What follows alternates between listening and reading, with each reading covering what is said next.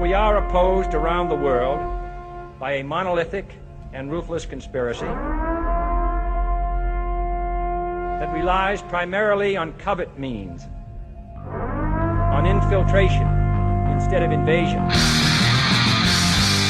on intimidation instead of free choice, on guerrillas by night instead of armies by day.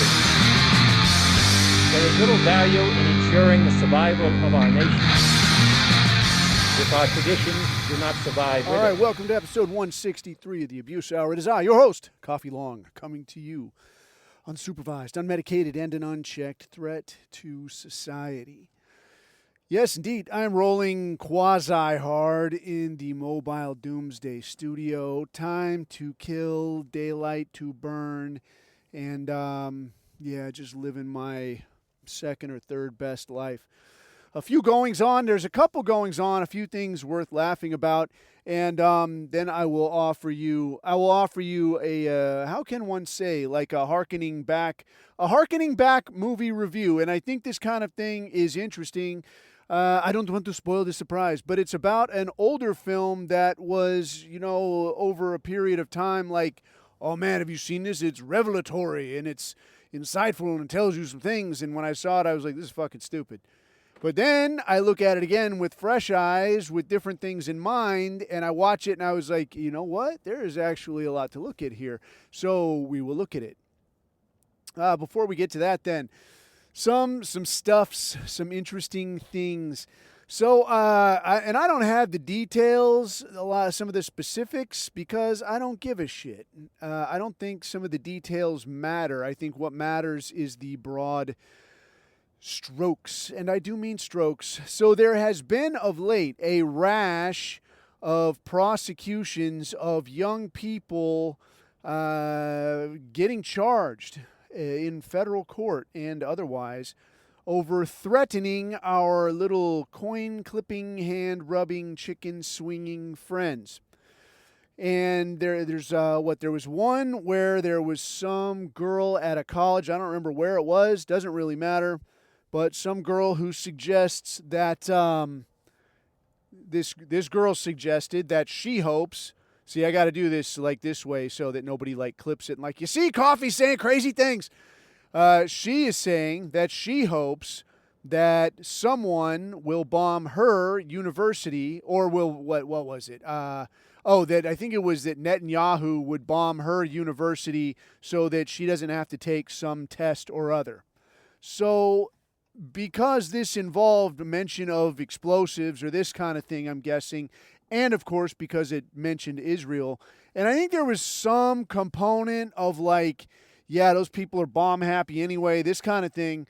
And I don't believe those were the exact words, but this was the sentiment. This got her pinched and sent into a federal courtroom in front of a Hebrew judge who made it a point of reminding her that, anti-Semitism is at an all-time high in this country and this kind of thing. I believe it constitutes a viable threat. That'll have to come out. I can't make that determination. There was another situation where I guess now this kid in Fort Polk, Louisiana, 22-year-old Army kid, posted somewhere some kind of a thing that not I, don't clip this, he was going to take his AK and go to such and such synagogue or a synagogue or any synagogue when he got back from deployment and liquidate as many chicken swingers as he could. So again, this begs the question, is this a viable threat? Is this to be taken seriously? I don't have like the whole context of this thing. This one sounds more to me like, well, was there other stuff going on? What other things was he saying? Was this like a weird dick measuring thing? Because I think some of these things, if you look at just that, in this situation, just this one thing being said, yeah, you'd have to take that as a viable threat. I'm going to do this with this weapon in this place, and this will be the outcome. I think you'd have to take that seriously. But what I don't know is I don't believe that this particular conversation was posted in a public forum or as like a warning or like some of you guys are cool, don't come to school tomorrow type situation. I have no idea. I don't know that that was ever discussed. All that was discussed was that this guy said these things and he got hemmed up. There was another one where somebody said something. This girl said something, but it was more statements to it. There was more involved in talking about killing somebody, shooting somebody, blowing something up. But when you look at the newspaper, all it said was girl goes to court under federal charges in anti-Semitic hate crime incident. So what you're seeing here is, and even if these cases all get dropped, even if these all go away, I think the big takeaway here, and this was something that I learned in the military, was that there are multiple aspects when they talk about applying the law. So when you talk about UCMJ, they're especially, I mean, the UCMJ, really, this is an especially harsh instrument, the Uniform Code of Military Justice, where they even have something called the General Article, which essentially equates to pissing me off. I'm charging you under the General Article, or conduct unbecoming, this sort of thing. Like, this is something you can be charged with. And if you go and stand in front of the man, which could be either out to sea or at a combat theater where there is no, no way to have like a proper court martial, you're just going to stand in front of one guy, the guy you work for, the boss, and he's going to decide guilty or innocent. And especially like if it's fucking, depending on the charges, this could be your ass. This could be you swinging, sir. Sir, you'll swing for this. But there are multiple aspects to why they do things the way they do. And one is to provide correction. To say that, like, yeah, you fucked this up. You made this mistake. We want to make sure you don't make this again. So we're going to give you a good rap on the bead, and you're going to learn your lesson, and then you're going to go on down the road. That's like the straightforward, the obvious answer. It's just like you're a kid. You fuck around. You get smacked once or twice, and like, okay, I know not to do that. Yeah, you learned your lesson. Easy. The other component to this, though, is to serve as a deterrent so that everybody else can look at it and go, man, I do not want that happening to me. Like, I hadn't even considered doing this shit, but I'm going to make doubly sure now that whatever I do, I don't do that.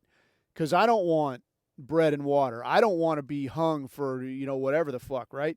So there's this deterrent aspect of this as well. So looking at these situations where people are being charged with, essentially with anti-Semitism, or according to the papers, even when in reality they are saying lots of crazy shit that they should have not probably said, especially in some kind of public place, there is the aspect of the deterrent in here where people are looking at this, and this matters right now because they're talking about where I think it was like 57, something like this, % of people under 40 had an explicitly negative view of Israel. And to me, that's seems kind of conservative. Maybe you're spinning this a little bit, right? I feel like you're not giving, because who the fuck are you talking to that's like, no, they're good to go. They're all right. Maybe that's like somewhere like between kind of disapprove and neutral. And again, how are you wording these questions? Maybe the press is trying to spin this as best they can. But yeah, they are not a popular people. They are not a popular country right now. So there's definitely, it would seem like a component here of like, well, you go ahead and don't like them, but you make sure you keep your mouth shut. Keep your mouth shut. Don't ever say anything about it. Otherwise, it might very well be your ass. You can kind of see the direction that shit is going, where they're going to start talking about like, okay, well, instead of, we could see where just talking about them, it naturally goes down this road of threats and then credible threats and then actual violence. So we're just going to nip this in the bud and say you're not allowed to talk about them. Just don't talk about them. Don't bring them up. If you talk about them, if you mention them, if you post a little juice box, that's your ass. You're going to be in big fucking trouble. You could see the direction that's going. And I think they do this with a lot of things. I think if you look, you see this with a lot of things where it's like, hey, what would you think of this? Like a little float. Like, what would you say if we did this kind of thing? And, what if we just try this? What about this over here? Would you get super mad? Oh, man. Or even, then they make a headline that's, Well, it's sort of like that's not actually what's happening. I mean, this person is facing terrorism charges for saying you're going to blow up a school or some shit. That's, you got to look at somebody who says something like that, even if it sounds hokey, right? Even if it's joke, right? Some of you guys are cool. But you got to look at somebody like that, I guess. But then stepping away and making the headline say, she's going to trial for anti-Semitism. What do you guys think about that? And if people are like, yeah, I guess that's just what happens. Oh, good. Okay, great. So we can make it a law now. Ha. And then the next thing you know, right? So I think they're trying to go that way, but who the hell knows? Over in Jolly Old, speaking of terrorism, some African or other went on a sneaky knife-slinging kitchen-happy staborama in the Hebrew community. And suddenly, quite suddenly, we're very anti-crime in Jolly Old. It's not part and parcel anymore. Whoever that Pakistani goat fucker is that's in charge of London, I can't remember that guy's name. I could see his weaselly little face, but I can't remember his name to save my life. That guy came out, and he's not talking now about, it's part and parcel of living in a major city. We're not talking about that anymore. Suddenly, it's like, no, something's got to be done. Something's got to be done. This is crazy. It's nuts, and it won't stand. This aggression will not stand, man. So now they're talking about, well, we got to do something. And no doubt they're going to, enforce knife licenses or whatever it is they do. But, yeah, they're talking about doing something. And I saw the video of when they rolled this guy up. And I'm not completely sure. There was some commentary that the guy still had the knife in his hand when these two cops are trying to roll him up. But these two cops and a couple of white dudes, like, what? Suddenly you found some white men to get on the scene, right? To get out there, enforce the law, damn you. And not to say he didn't have it coming or nothing like that, but they are kicking the shit out of this guy. They are punting this guy's head like it's game is on the line. Next field goal wins it. Yes, and they are putting the wood to this guy. And I couldn't tell for sure, did he drop the knife? Had he not dropped the knife? I don't know. Don't really care. But it's extremely interesting to me, yeah, that when it's a threat to our little coin-clipping friends, then it's like, whoa, suddenly you remember where your balls were, and they are punting this dude. But when it's anything else, hey, my daughter got raped by some dirty Packies. Oh, hold on there, mate. Have you got dirty Packy license? I'll do you for that, sir. And now suddenly, we're talking about hate crimes and be nice to migrants. And it's normal in their culture. Stabbing people in the street is normal in this guy's culture. What's the big fucking deal?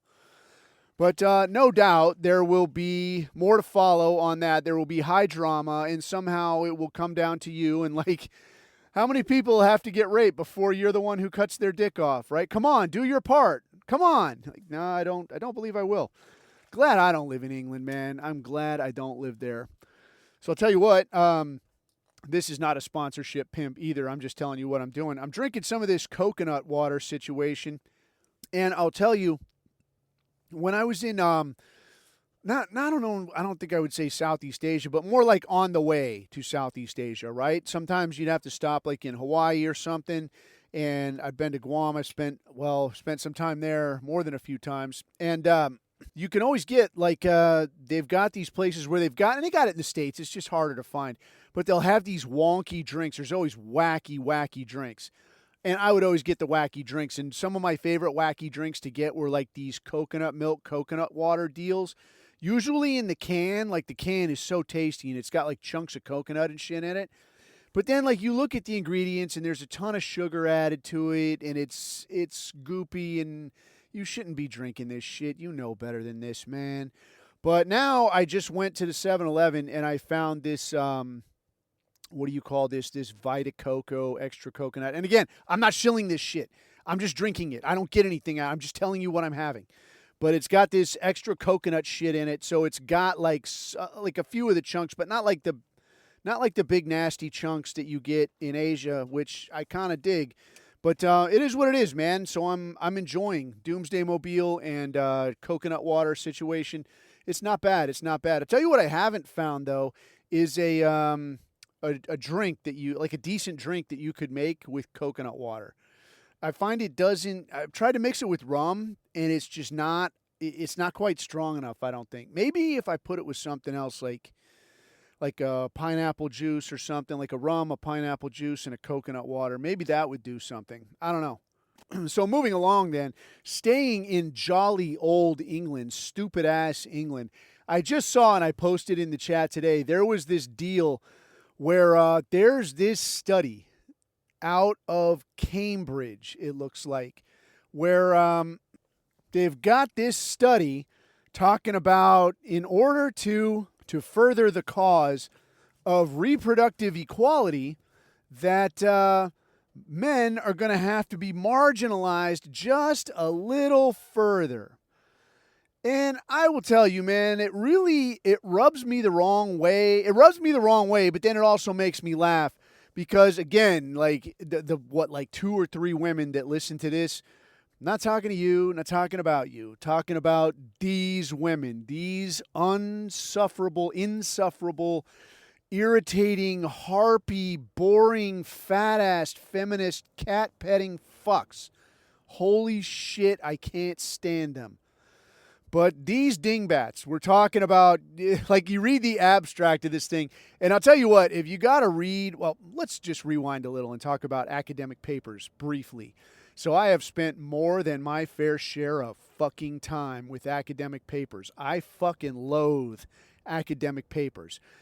My opinion on knowing anything, if you actually know something, most times you can explain it pretty simple. Yes? If you're a brain surgeon and you're going to tell, like somebody says, hey, what are you doing over here? I'm doing brain surgery. You see, like the guy's got a thing in here. I got to crack his head open. I got to cut this out. Oh, all right, that makes sense. If you're a physicist, what goes on here? Well, look, man, it would seem like you got this ball and it would sling things off of it, but for some reason it sucks things onto it.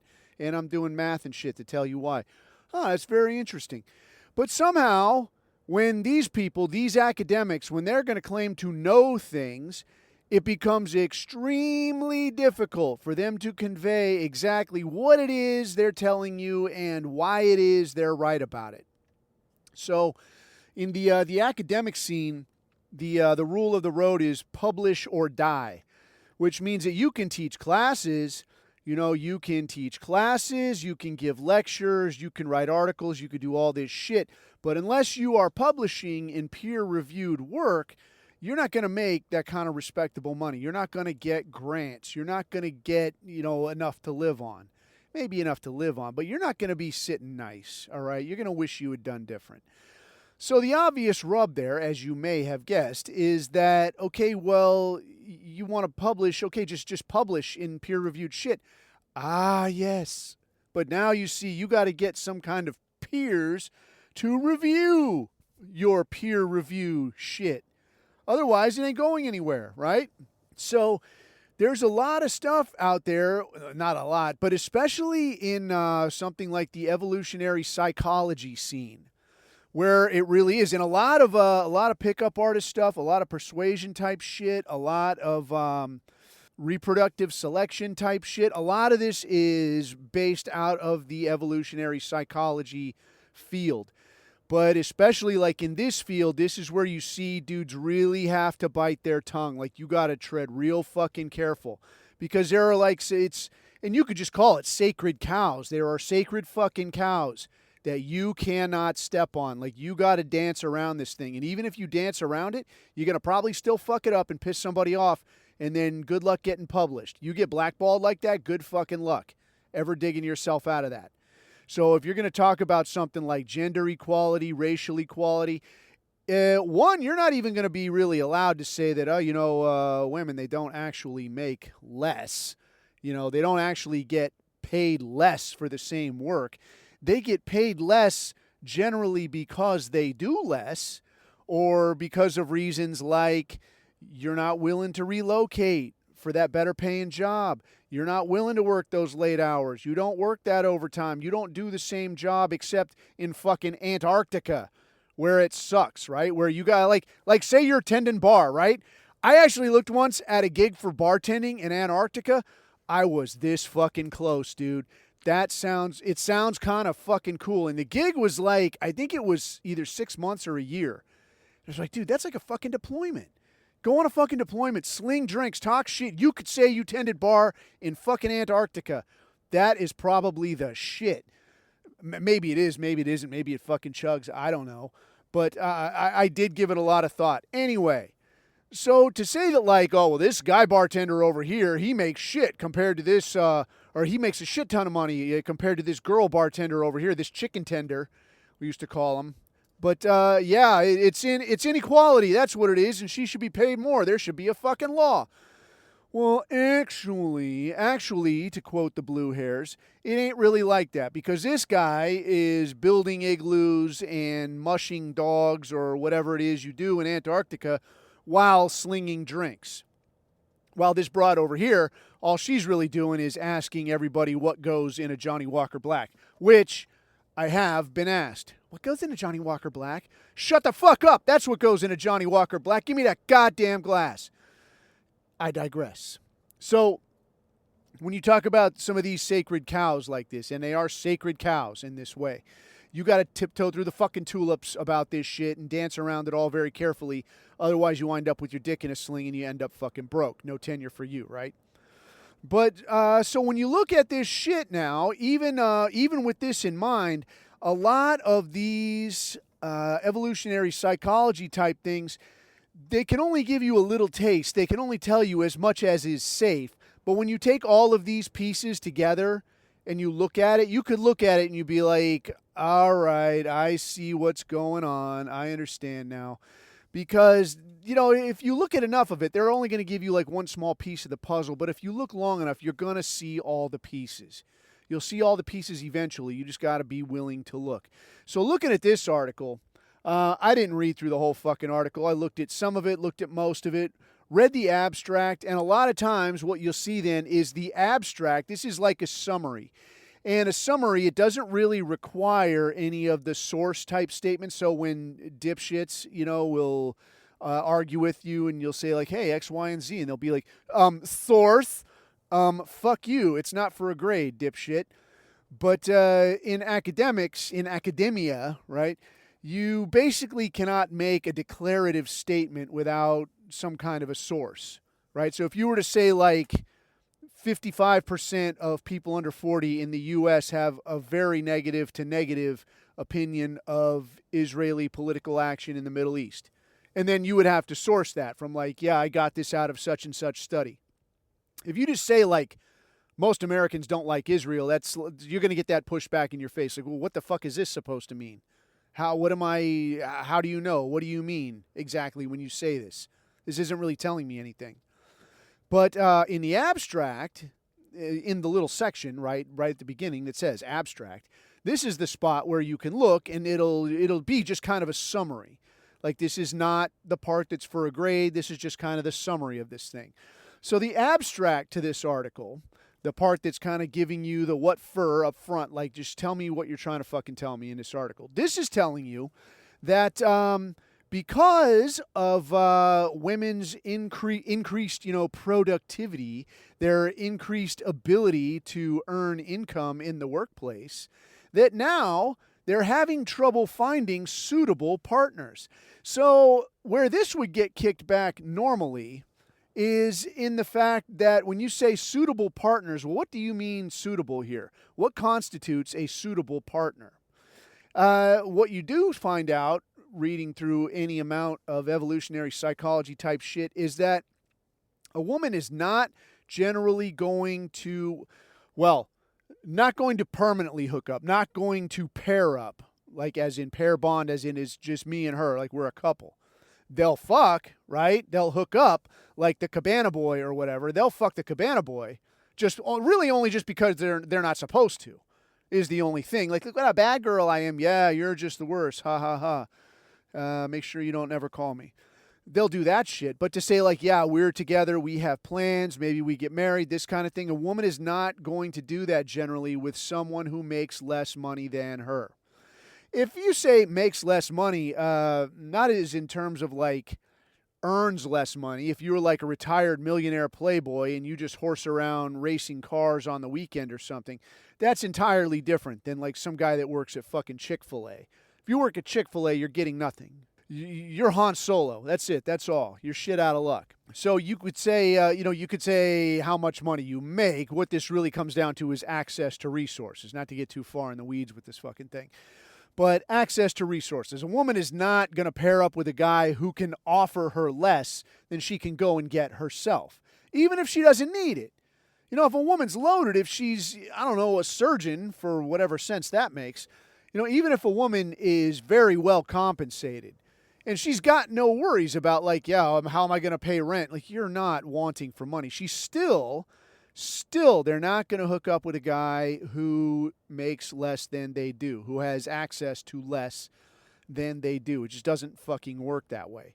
So what they're talking about here then, basically the complaint comes down to, it seems unfair that because women earn more money now, they can't find a man that they're happy to pair up with who makes more than they do.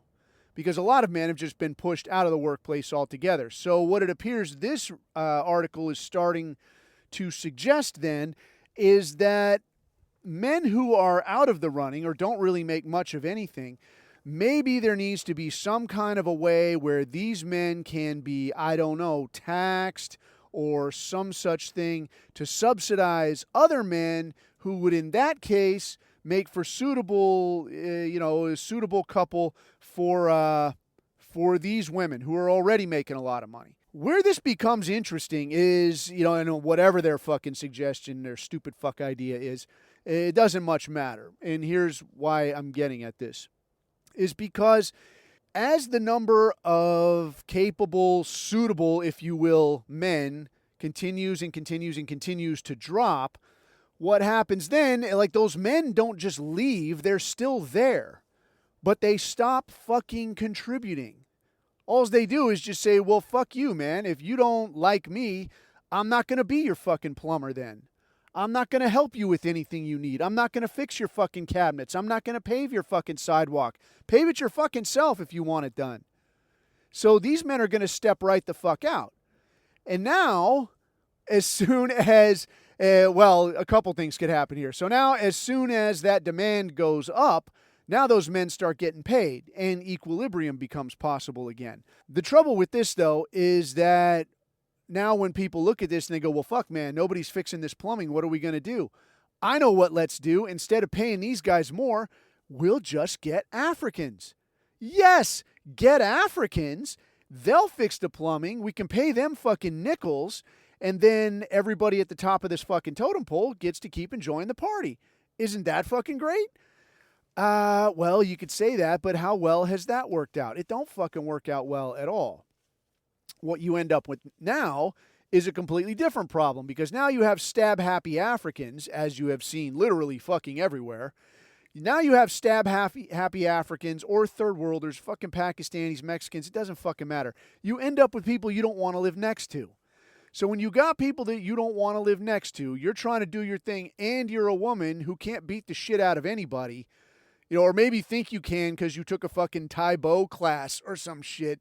But now you walk out here and you're walking down the street clutching your purse, and Timbuk Mungwe is talking to you about, hello, beautiful, why don't you call to me? Come to my apartment. Let me come to you. I will making love, darling. What the fuck, right? Now you're unhappy. So what do you need now? I need somebody to kick this fucking guy's ass. Who could do that?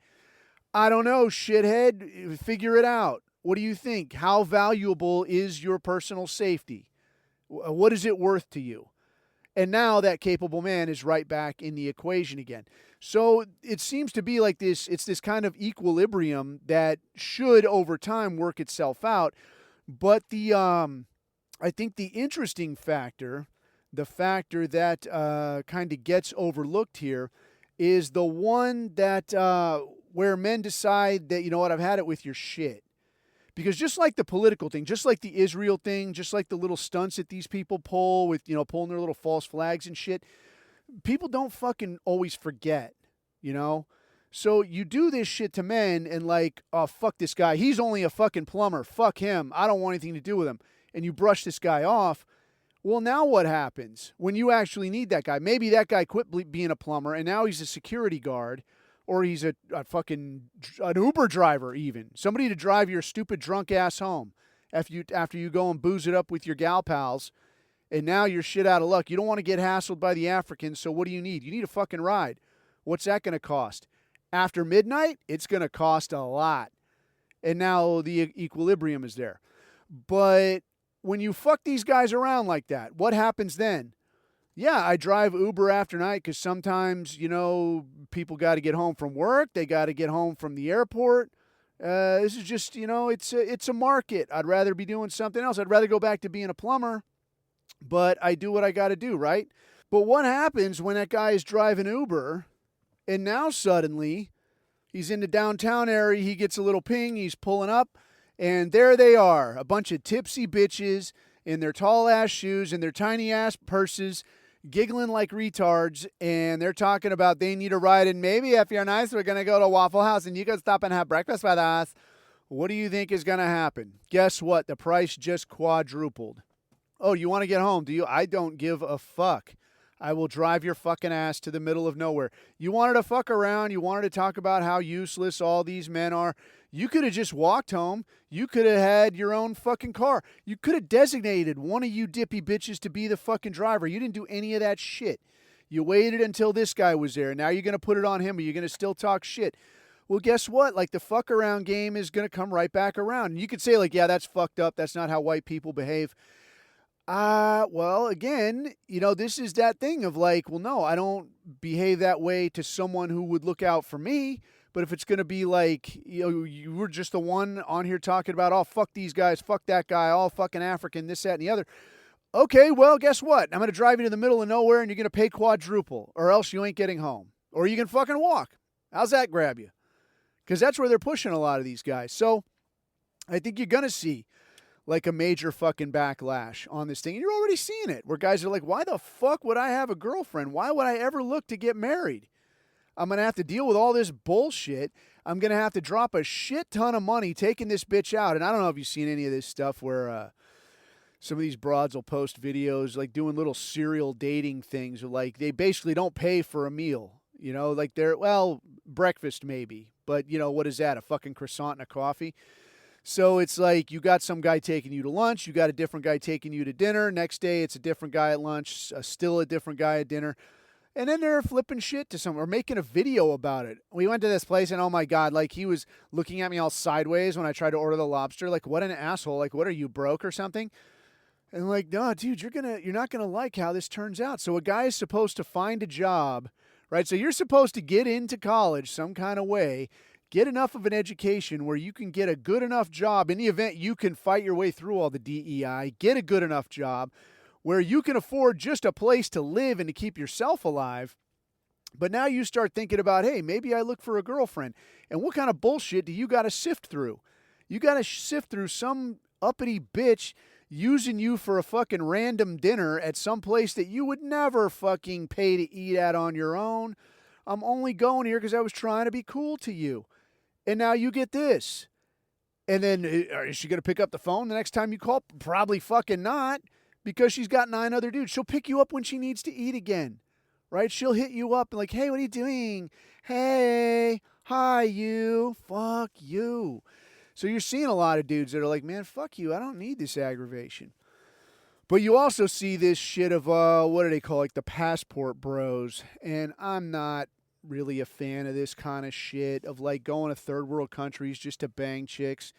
Because you do see guys that are like, oh, she's great, dude. She's nice. She's this, she's that. And then they marry these broads. And I'll tell you, I've seen this shit firsthand with Southeast Asian girls. Holy fuck. You think that you've seen white women abuse their husbands? You haven't seen shit. These women are fucking monsters, dude. These women would come into work. One guy, holy fuck, this is fucking nuts. I worked with one guy. When I was a new guy, there was another guy, and he had been to some bar. And there were different bars around where, like, you would find these third world bitches. And this guy had a thing for the brown girls. He liked these fucking broads. And for a really young guy who doesn't know any better, in the 90s, you almost can't blame a guy because they dress like streetwalkers. They act all cutesy girly like. They put out like they're being paid because they expect to be paid. But he meets this girl, and he's doing his thing with her, and he's telling me all about, like, I would say she's sending pictures, but this was back before you could send pictures by a phone. Like you had to actually go and get pictures developed, which is a real ball break. But he's telling me about like little outfits she'd put on and things she's asking him to do to her. And he's like, it's fucking crazy. And I'm like, yeah, it's great. Good for you. All right, whatever. Next thing you know, this fucking crazy bitch shows up at work talking about like some fucking guy that's like fucking with her or won't leave her alone or not answering the phone or some shit. And the guy that I had worked with who had been banging her, he's freaking out and he's like, I don't know what the fuck she's doing here, dude. And I'm like, what are you talking about? The fucking, and he's like, the schoolgirl girl. She's in the fucking hall. She's down the hall in the boss's office. And I'm like, well, is she talking about you? He's like, I don't know. Nobody said nothing to me. And he's like, well, maybe she's not here for you. You know, I don't fucking know. Turns out she had been married to an old dude at the team. And she was expecting him to keep giving her money or some kind of shit. Like they were splitting up and she wanted fucking money. And he's like, fuck you. I'm not giving you anything. So she's at work bitching that this guy ain't giving her money. And now, like, without even telling anybody, like, yeah, you know, I'm getting divorced or married to or whatever the fuck, separated from, I don't know, somebody that you work with. Nah, she's just fucking some other guy at the team. Like, what? This is fucking nuts, dude. Like, you got to get away from this shit immediately, dude.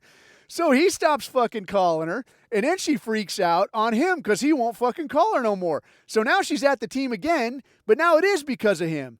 And now he's getting called down there to the boss's office, and he's like, God damn it. And now the boss is yelling at him, well, why are you fucking this guy's wife? And he's like, I didn't fucking know.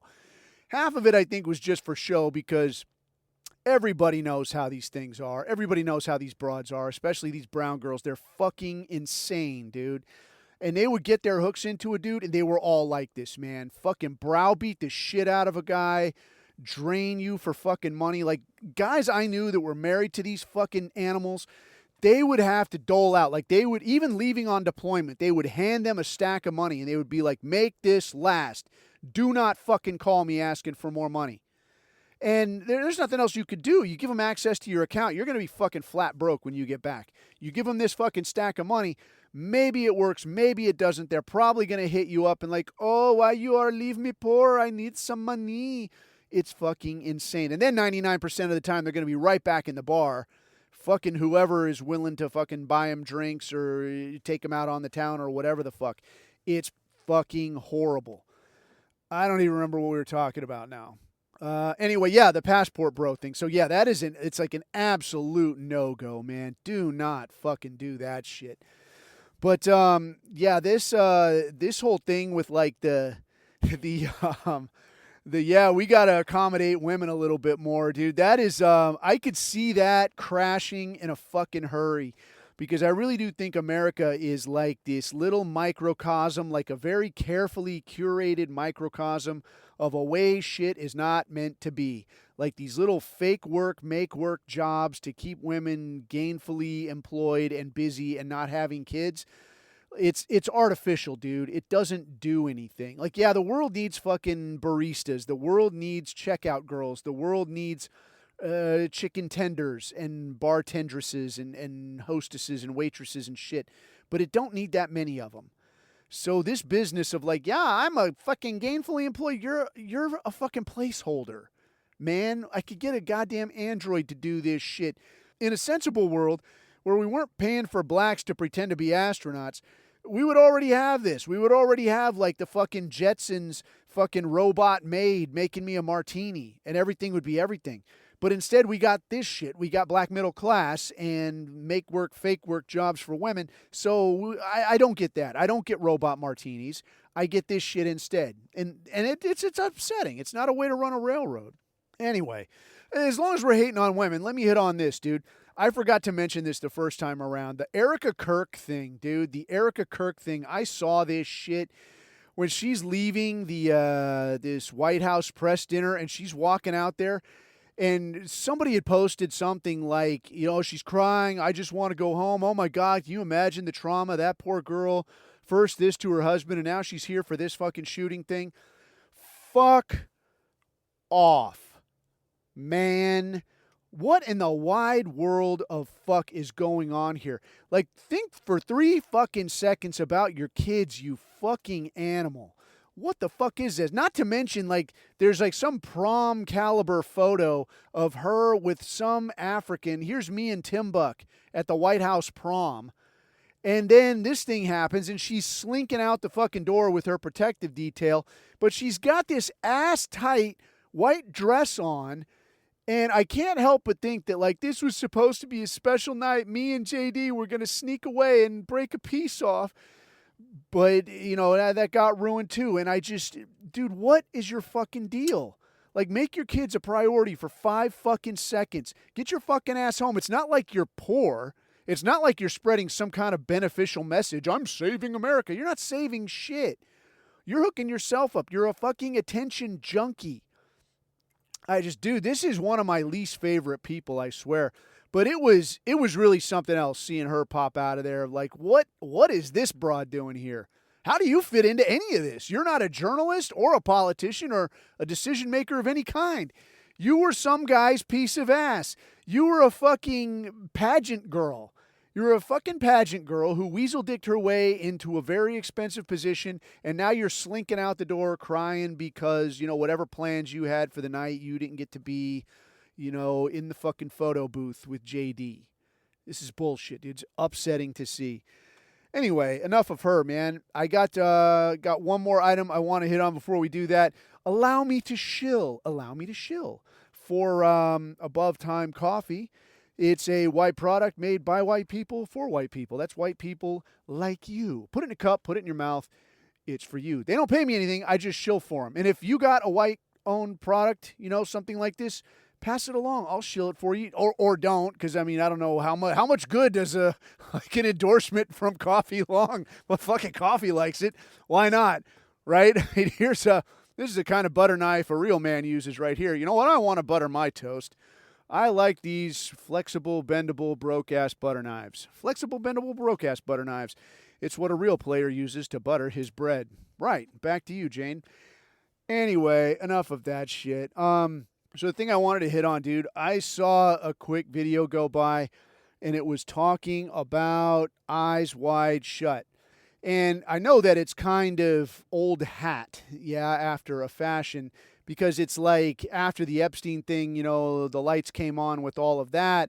It's like, oh, no shit. There are like rich, powerful people who get together at parties and do horrible shit to children. This is not a surprise. We all knew that. But what I think was interesting about this film is the idea that, one, that it kind of exposes a lot of this shit. And especially, this came out in 1998. This exposes a lot of this shit. But what is even more interesting to me is that the dude made it almost bomb-proof, where he got this thing made, and then it was like, bro, as soon as it's in the fucking can, there's nothing you can do about it. You can edit it. You can fuck it around. People are going to be able to see it. People that are able to look at shit, they're going to see it. You're not going to be able to see it. So while I am generally retarded in a lot of ways, I mean, like numbers and dates, I'll forget my own fucking birthday. If you ask me right now how old I am, I probably couldn't fucking tell you. Numbers, I am genuinely fucking impaired. I am no fucking good. But shit like this, a lot of this artsy-fartsy type shit, for some reason, I can look at it and I can just see it.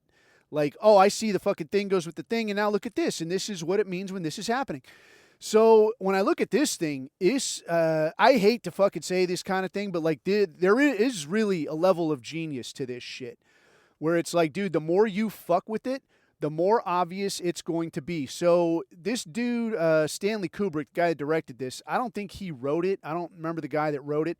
The dude that wrote it based on a story called Traum Novelle, and it was by some Jewish dude, and allegedly it employed a lot of traditional Jewish story elements, although I don't care enough about traditional Jewish anything to actually look and know what it is, so I haven't looked at that, and I'm not going to. However, I did look at this film. I watched some of the analyses, and then I watched it for myself, and it was exceptionally enlightening. So I wanted to hit a couple of the highlights for you and then offer like a takeaway of like, well, what does this mean for you today? Because that's where I prefer to leave things. Like, what does this mean for you today? Not 20 fucking years ago or whatever when this came out. So when I first saw this film, man, all I saw was like, yeah, it's some Stanley Kubrick movie. And like I'd seen Dr. Strangelove and that was cool enough. But this is a movie about some guy who's a doctor, and he slips out on his wife and goes and bangs a hooker and then goes to a party with a lot of hot bitches and then pisses somebody off, and then he cries like a sissy boy at the end. Okay. So I saw it, and I was like, this is fucking weird. Hot bitches aside, like, this is fucking weird. This doesn't make any sense to me at all. So I remember not liking it all. I was like, why is his wife such a ball break, dude? I'd fucking slip out too. Like, fuck this. I'm out of here. You're a pain in my fucking ass. Why is he so nerdy? Why is this so stupid? I don't understand anything that's going on. But I saw one quick analysis, and the thing that kind of sparked it all for me was just like a question of like, hey, what if the wife in this thing, Nicole Kidman, what if she was actually involved in all this? What if she was almost behind a lot of it? What if she was in on this? And this was like a kind of an initiation ritual, this whole thing. And when I looked at it that way, I was like, wait. Let me look at this again. So I watched a few more things about it, and then I watched the whole fucking movie and like made notes. I'm not going to read you all the notes. But I watched this whole thing again, and I was like, holy fuck, dude, this is really fucking something, dude. So the way that the movie kind of the story that you get presented. So you get basically presented a story where you do kind of wake up like it's from a dream, where you're like, what the fuck did I just watch? What the hell is going on? This doesn't make any sense at all. But what you see is there's this guy, a doctor, Tom Cruise, the doctor, it's a very unconvincing doctor, but Tom Cruise, the doctor, and his hot wife, and she was hot as fuck at the time, Nicole Kidman, they're bigwig, they're players in New York City. They go to a nice party hosted by some Hebrew gentlemen. There's lots of older, well-off dudes walking around and lots of young, hot ass, incredibly hot ass, walking around. The guy hosting the party, a Mr. Ziegler, invites Tom Cruise to help him with some girl some hooker he was banging that appears to have OD'd. So he kind of snaps her out of it, gets her back in the game, launches her out, and then that's going. This kind of starts with like, hey man, needs to be between us, all right? Yeah, no problem. So as it goes on, he runs into some piano player dude that he knew from college. He says, hey, I got to play at this party later. It's fucking crazy. They make me wear a blindfold. It's like this big rich guy fuck party. And he talks him into hooking him up with where it is and how to get in. So he goes to this fucking thing. The deal is you got to wear a mask. So he rents this whole mask and this whole deal. Goes to the thing. They know he's not part of the club. They dime him out. They launch his fucking ass out. But then it gets hectic because some girl who was trying to warn him not to stay there, don't stay, you got to get the fuck out of here, turns out to be the same girl that he helped not OD. So he saved her. She's trying to save him. She's like, you got to get the fuck out of here. But he don't listen. He gets rolled up, gets snatched up. They tell him to get the fuck out. Don't never come back. Don't talk about this. That girl turns up dead. And now he's freaked the fuck out. And he's trying to find out what happened, what's going on. This isn't right. And this original Mr. Ziegler, he gets back to him and he's like, hey, I know what happened the other night and I know you were there and I was there. Listen, you can't fuck with these people. And he's like, yeah, but that girl, was she the one, the girl that OD'd here? And was that her at the thing? And he's like, yeah, it was her. But you got to not ask about that. And we didn't kill nobody. She OD'd. She was going to OD anyway. So it's very fucking weird, man. And so as it goes on then, he just kind of can't leave it alone, but he goes home and there's his wife asleep, but there on the pillow next to her is the mask that he was wearing at the party, at the fuck party. And what you're meant to think initially is like, holy shit, like they know where he lives, they know everything about him, they're going to like dime him out to his wife. And so now he freaks the fuck out and he's like, I'll tell you everything, oh my God. And like spills the beans, and now the end of the fucking story. And now it's like you're kind of meant to take away the idea that like they're going to be honest with each other from now on. But now she really likes him and she really loves him and they're going to fuck. That's what she says at the very end. That's the thing she wants to do. There's one thing we need to do. He's like, yeah, what's that? Fuck. Okie dokie then. All right, so real quick before I get into not so much an analysis, I don't think, but kind of a quick overview in light of some of the things that have come to light. Let me look at this real quick. I think what I'm going to do instead, because I started recording, man, and I went way down the rabbit hole, man, and I'm getting into like particular scenes of the movie. And I don't think we don't need to do that. I could do that separate, like, I mean, we could do that in a whole separate one. If anybody wants that, maybe I'll do that in like a coffee break and go down the rabbit hole a little bit. Because there is, I mean, if that kind of shit interests you, like the intersection of some of the Masonic shit and the Satanism shit, and then, of course, the overarching grip of our chicken swinging friends, there is a lot to see in this movie, but I don't know that we need to go down that rabbit hole here. I could do that separate because cats that don't want to hear that, it's like, dude, I don't, just get to the fucking point, right?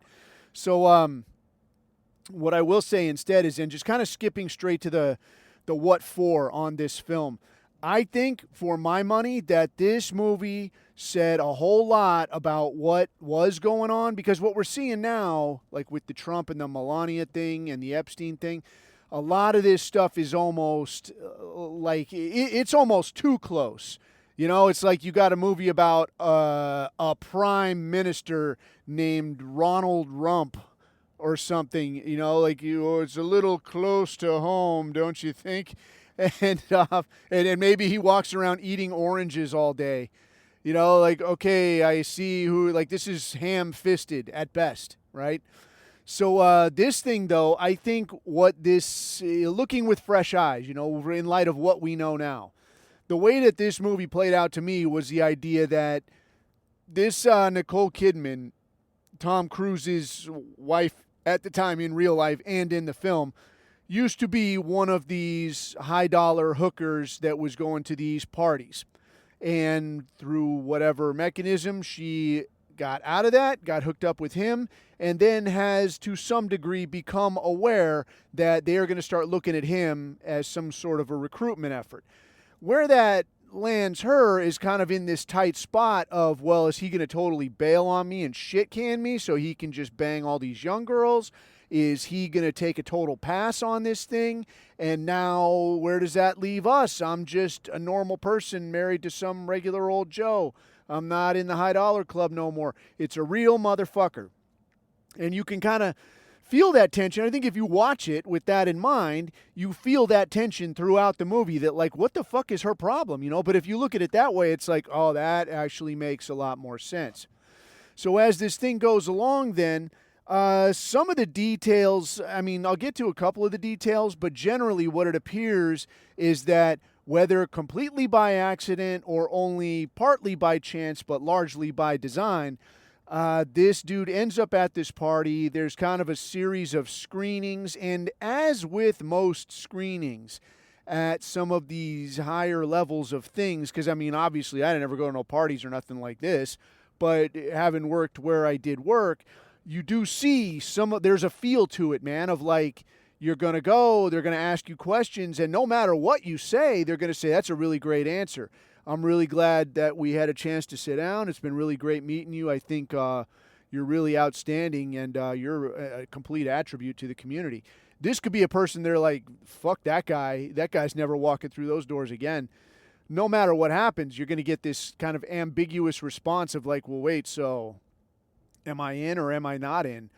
So he goes through all of these things, and like some of the shit that was, I guess, when you think of it, like they could have done anything, they could have put anything, they could have made this person's name anything, they could have had the setting for this anywhere.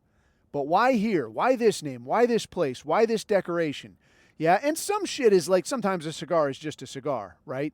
But other times, like when you're looking at this movie and there's this one particular kind of star, this big star, like his giant fucking shape, put behind people in different places, always with the Christmas lights behind people in certain situations and a variety of places, but it's always the same kind of a feel.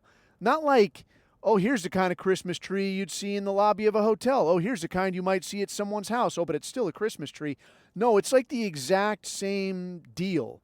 Like the exact same vibe. Like the exact same kind of like Charlie Brown looking Christmas tree. You would see that if you saw it in a bunch of places. You'd be like, why the same tree? And you just get this feel in a lot of these things throughout. So some of, like, real quick, like the Easter eggs that I noticed throughout this thing was one was obviously the big star. And the star thing, this is, I mean, the Masonic thing, the witchcraft thing, the Illuminati thing, the Jew thing, this is like a star is, I mean, there's always something. But with this, it's prominent. And it's not so much like like you would say like some kind of Star of David or something. But it's the same enough where you're like, why is there a star here that's like the same kind of a thing again and again, like in all these different places? Why is this happening? So you see this. You see there's one scene when he actually goes to the party where the piano player friend of his is talking about, yeah, they make me go to this thing and like I'm the piano player at this party, but like they make me play blindfolded. It's crazy, right? It's fucking crazy.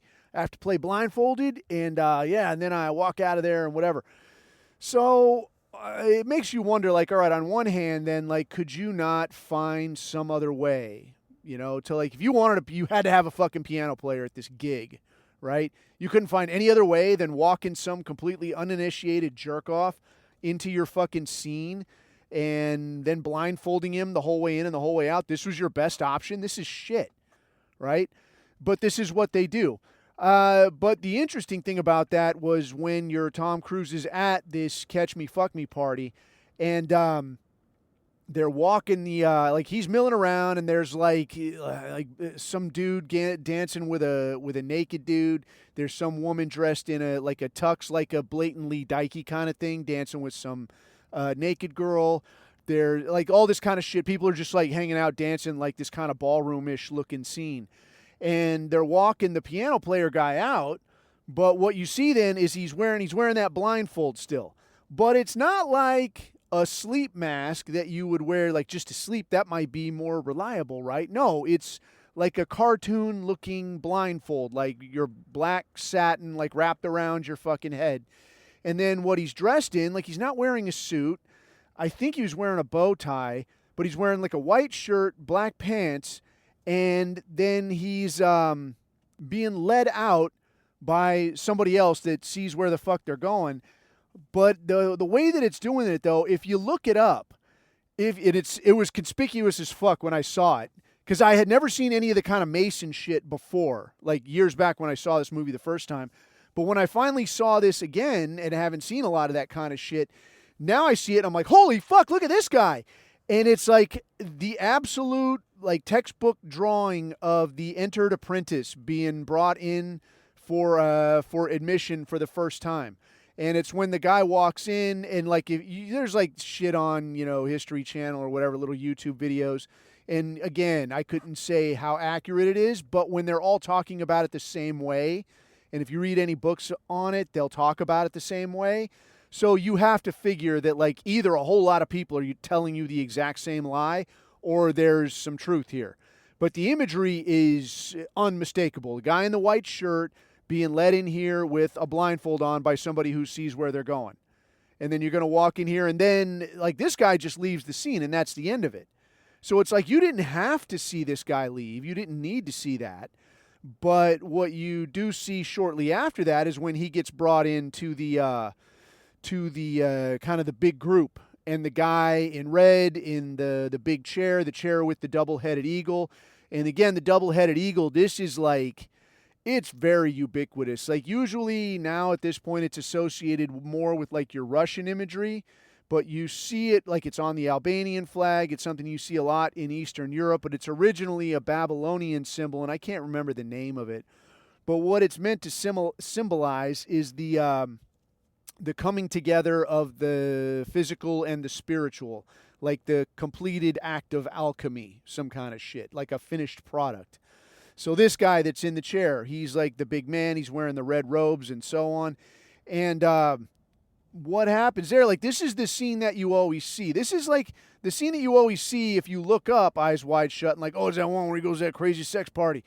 This is, it's an important scene, but it's not nearly as important as the shit that happens around it. So he gets in there, brought in there to this thing. They're like, hey, what's the password? He's like, Fidelio. And then they're like, yeah, very good. What's the other password? And he's like, what? I don't fucking know. And they're like, yeah, that's right, you don't know. Take off your clothes, motherfucker. So, like, they're going to make him strip down. They make him take off his mask. But then he's about to have to take all of his clothes off.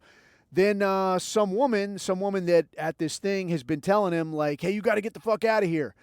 And you don't know who it is. You're not sure. But she's saying, you got to leave. They're on to you. You got to go. And so they grab him up, and they're like, yeah, take your clothes off, motherfucker. And he's like, no, I ain't fucking doing it. So they're going to, I don't know what they're going to do. They're going to do something horrible. But then she's up there on these stairs.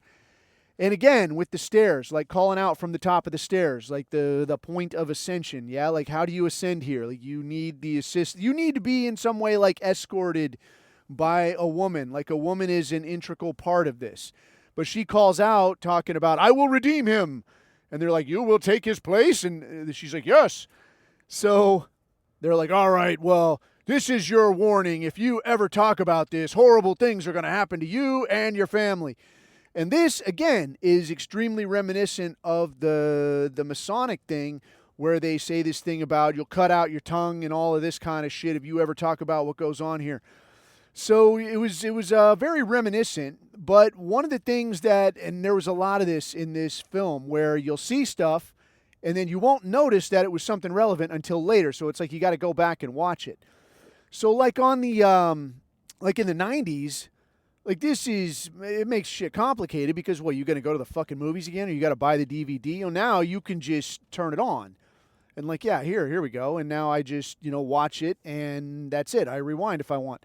But there's a bunch of stuff in here. So during this little ceremony thing, and this is the one everybody probably remembers where there's like the big circle of hot girls and they all stand up and they take off their robe the exact same way that Nicole Kidman dropped her dress at the very first scene of the movie. Drop all their clothes. They're standing there in just little G-string undies. And kind of their signal to do all these little things is this guy in the middle, and he like stomps his staff once and they do something, and he stomps his staff twice and they drop their robe, and he stomps his staff again and they all like take a knee or some kind of shit. But it's all this series of like one stomp, two stomps, one stomp, two stomps. And you don't notice it, but this becomes relevant later. So they tell him like, get the fuck out of here, and if you ever talk about this, it's your ass. And what you find out when you look at the credits and you look at some of the other stuff that comes out is that in real life, the guy who is the guy sitting in the chair, like the head man, like they're all wearing masks, so it could be anybody. It could be Al fucking Pacino. It could be you. It could be me. But they're all wearing masks. The guy playing that role, sitting in that seat, is some Italian dude who is allegedly a friend of Stanley Kubrick. And, like, you don't got to say anything because all the voices in here are dubbed over because they're all wearing fucking masks. You wouldn't be able to hear them. So all of the voices are dubbed over for everybody wearing masks. So it's this Italian dude that's actually sitting there. But that Italian guy's name in real life, and I can't remember what it was, but it's some Italian dude. But now when you look later, he's got this newspaper. And he finds out that the girl that he helped with the overdose earlier in the movie, that he thinks might have been the girl that talked to him at the party saying, you got to get out of here, they're on to you. He thinks maybe it's the same girl, but he sees this article that she's dead from an overdose in, wherever the fuck, Queens, who the fuck knows. So he sees that she's dead now, and he freaks the fuck out. So now he's going around, and people are following him, and he's trying to figure it out. Who was it? But again, when you look in the credits now, the girl who was actually the naked girl wearing a mask at the party is a different actress than the one who he helped with the overdose earlier on in the film. It's not the same person. It's not even the same voice. It's like Emma Watson or some shit plays the voice or some. I don't remember if it was for sure Emma Watson, but it was somebody else completely, like a name you would know, but it was somebody else completely. So what you see here is like it's little compartmented pieces of this thing where like you're going to do this and you might not even know why you're doing it. You're going to say these things, but you're not even knowing why you fucking say it. I'm talking about the production of the movie. So he's got all these different people playing the same character, but in different pieces. So even if they come later and like, hey man, don't say this thing. Like nobody's going to get a whole look at the whole script and know that like, oh, I see what you're doing here, you slick shit. You can't do this. But so what ends up happening now is Tom Cruise is freaked the fuck out, so he wants to find out, like, well, who did this girl get murdered or what happened? So he ends up talking to his Jew friend, imagine that, Mr. Ziegler, who put on the party at the very beginning of the movie. The guy, he's got guys following him all over the city. he gets called to Mr. Ziegler's house, and he shows up. Yeah, what's the trouble? What's going on with you? And he's like, well, I actually wanted to talk to you. So they're standing in this big room, like his drawing room, his study or whatever. And he's standing around this pool table, and they're talking, and they both kind of look at the pool table. And Mr. Ziegler, he says, oh, do you play? You want to play a game? And he's like, no, I'll just watch. And he goes, oh, okay. So while he's standing there, the pool table comes into play. So while he's standing there, the guy picks up one of the pool balls in his right hand. And work with me on this. So at the ceremony, at the party, at the fuck party, the big man, the guy in red, he's swirling around one of these like Orthodox priest type incense things, and he's swirling it around with his right hand as he's walking around the circle. So now this guy picks up a pool ball, and he's kind of slinging it around, kind of the same way as he's walking around. And then he stops, and he looks at the table, and the whole time he's talking, and he's like, yeah, I got to talk to you about what happened. I know what happened. And he like taps the ball on the table once. Ding. And Tom Cruise is like, I don't know what you're saying. I'm not sure what you're talking about. And he's like, come on, stop playing games. Look, man, I know what went on. Ding, ding. And he taps the table twice with this pool ball. And he's like, I don't know. And he's like, look, I was there. I was at the party. Listen. And he taps it once. Ding. But he's saying listen, like as I'm hearing this, he's saying listen like as part of the conversation. Like, listen, I know what the fuck is up. But what I'm actually hearing is listen. Listen to what is happening. Tap, tap, tap. And then he taps it again. Tap, tap. And so they talk a little bit more, and he's talking about, the shit you would expect to hear. These are powerful people. If I told you who it was, you wouldn't fucking believe me. You'd be scared to death. You wouldn't sleep for a week. This kind of shit. Almost throwaway lines. But now he walks over to the edge of the table, and Tom Cruise walks over, looks out the window or some kind of shit. And now he picks up chalk, like a billiard chalk. You know what I mean? And again, he's like, look, I think I don't have to say tap. This needs to stay between us. Do you understand what I mean? Tap, tap. And you would completely not notice it if you didn't know it was happening. But he does this. Does it with the pool ball. Does it with the fucking chalk. Tap, tap, tap. And then this was some of this shit I could see overlooking. This, to me, was one of the big giveaways. Because the next thing he says is, look, what if I told you that this whole thing was kind of by design? That this was all kind of an act? And that, to me, really rung a bell, because what if I told you this was like when I went to school to learn how to hustle motherfuckers, to learn how to get people to do shit they don't want to do. And it is a school, and it is a skill, and it is a process to look, I want you to wear this camera into this fucking camp. There is a process to it. You don't I always said, nobody becomes a crackhead overnight. You start with this, you start with that. Hey, what if I was to tell you that there was actually a high that's way, way, way, way better than weed? Would you be interested? Just hypothetically. And somebody, maybe somebody's fucked up. Oh, yeah, shit, yeah. There, now we're on the road to crackheadedness, right? It's the same fucking thing. So when I heard this line, what if I was to tell you, it's like bing, bing, bing, bing, bing, this guy's fucking getting worked. And I would say maybe it was, just off chance or whatever, but I actually saw there was some film about the production of this thing, and they were talking about that particular scene, that the guy wanted to write it, and then he rewrote it, and then he adjusted it, and then he shot it, and then he didn't like it, and then he rewrote it again. So I think what you come away with is so many bits and pieces where I can take the shit that I actually want. Maybe he knew already what he actually wanted. Took all the shit that he actually wanted. And then as for everything else, you don't know to shit or go sailing, man. I don't remember all the things we said or how many changes or this, that, or the other. But what you get in the finished product is this deal that's very clear. That this guy is meant to represent either he is the fucking guy or he is somebody that knows what the fuck is what. He's saying, listen, tap, tap. I was fucking there. Tap. These are people you shouldn't fuck with. Tap, tap. So what you find out then, this girl that died, he says, well, yeah, man, she died, but we didn't kill her. Nobody killed her. She was a junkie. She was going to OD anyways. This is how these things are. You're a doctor. You know that. But what he had in his hand, Tom Cruise goes over there with the newspaper article, and he's talking about, have you seen this? And it shows you like a quick close-up of the article. And when you see the article, the name of the guy that this girl, the dead model that they found from an overdose, wherever the fuck she was in this instance alleged to be, she had been a model through some Italian modeling agency that was owned by whatever that Italian guy's name is who actually plays the character. So basically what it is, like to make it sort of clear, like if me, Coffee Long, if I was pals with Stanley Kubrick, and Stanley Kubrick was like, hey man, do you want to be in this movie? Like it's not a speaking part, but you can be like, you're wearing a mask, nobody will know who it is, but you can be like in the movie. You want to? It'll be cool. And I'm like, yeah, fuck yeah, dude. Coffee Long in a movie, that's the shit. That'll be fun. So now I go do it.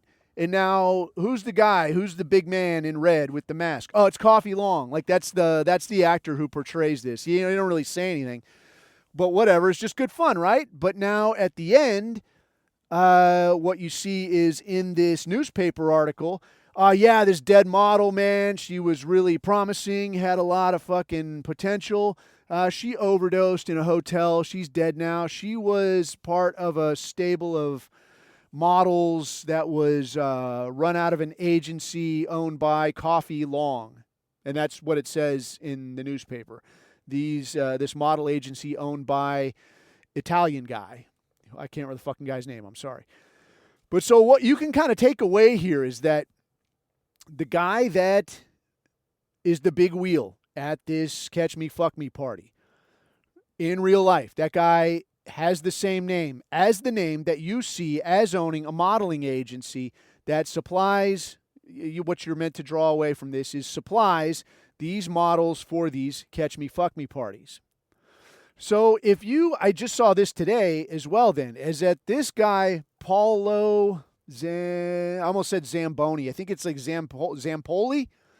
This guy is an Italian modeling agency owner who had met some girl, was living in the States, got some girl pregnant, and apparently things didn't go well. And I think I talked about this a few weeks ago. Things didn't go well, so he wants her kicked the fuck out of the country so that he can have custody of the child that they have together. He can't really make this happen on his own, so who does he call? He calls his close personal friend, Melania Trump, and says, hey, this shit needs to happen. Can you talk to your old man? Next thing you know, this broad is out of the fucking country. Bang, zoom, see you fucking later. Now, the speculation has since come out that, like, well, how could just some model, how could this guy, like, what's the connection there? Like, she's some model or was some model that used to be at his agency, and apparently she wasn't even super high dollar or anything. She's just kind of, and also ran.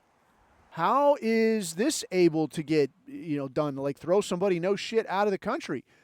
And then the speculation starts of like, well, maybe dickhead, because she wasn't really just a model. How do you fucking think that, she got paired up with this idiot, fucking the Donald, the orange retard? How do you think that fucking happened?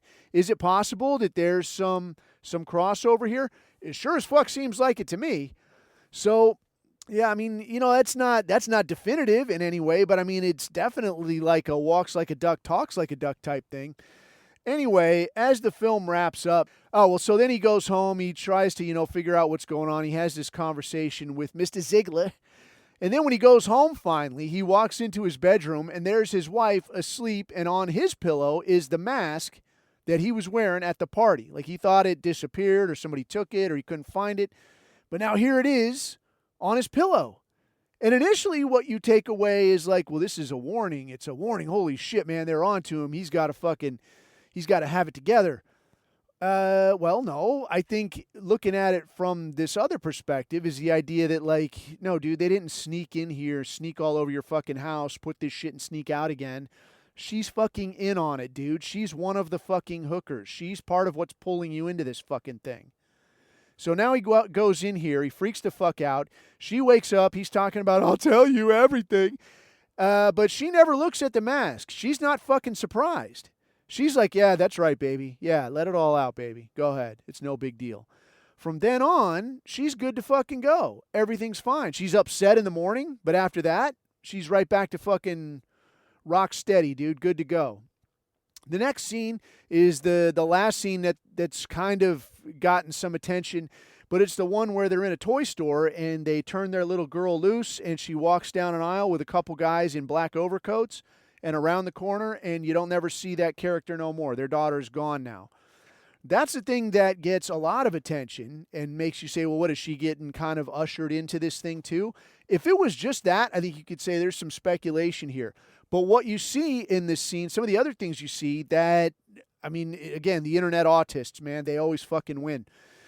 To the left of the screen, as they're walking towards you, as the Nicole and Tom Cruise are walking towards you, there's a board game that's visible there. The board game is in an all red box with a circle in the middle of it, and it says the Magic Circle. And that's, so again, a little bit fairly fucking conspicuous, yeah? Apparently this is not a real game, but it is something that they had put together as special for this. So you had this, you got this put together, but now on the right, there's a whole rack of little stuffed tiger toys. Like, there's toys all over the store. But on the right, there's this whole rack of stuffed tigers. This tiger, again, not something similar, but exactly this fucking tiger. A whole rack of them. And one of these tigers was on the bed right next to the first hooker that he met, Domino, like the first domino to fall, yes? Was right next to Domino when he was in her apartment. So kind of the takeaway, the imagery that you get from this is that you get the mask. Okay, this is not a fucking warning. This is your ticket. You're in. Here's your mask. But as the scene goes on, well, the price tag to be here, to run in this circle, it's going to cost you your kid. You're not going to lose her. I mean, she's going to be part of this thing. She's going to be part of the Magic Circle. Maybe she ends up like a hooker with one of these tigers over here, like, you know, Domino in the street there. But this is the fucking price tag, man. And this is the game that you got, that you've decided to play. So that was my takeaway on it. I think the takeaway for us, really, I think, is that the hints are out there, man. I had read a thing once where, like, in ancient Chinese, like, daily write-ups or what would pass for newspapers inside the Forbidden City, that sometimes the dudes would write stuff. Like, when the emperor would do or say something fucking screwy or do or say something that was bullshit, they would write something like, yeah, this happened, that happened, that happened. And in interesting news, a farmer from the whatever the fuck province, you know, or a watchman on the far tower reported seeing a crane flying backwards. Like, they would add something fucking screwy in there. Because you can't just come out and say it. You got to kind of beat around the bush here. And I remember, like, people at the I think I might have been in, like, high school history class or some shit. And people were like, why wouldn't you just fucking say it? Why do you fucking think? So when you look at this stuff, I think it's worth kind of keeping in mind that you can't always just say things. But as long as there's dudes like this that are willing to, like, yeah, dude, I'll wedge this shit in here and, you know, put it there. But you got to be willing to fucking look for it. I think if there's people willing to do this kind of fucked up shit, there's going to be people willing to talk about it and sort of leave some breadcrumbs for, you know, people that can find them or are willing to put the puzzle pieces together. So with that, man, I guess I will leave you to it. I've probably gone a little over, a little excess of the abuse, but I think that's a plenty for today. So until next time, keep your eyes on the horizon, keep your neck out of the noose. I have been Coffee. These are my takes.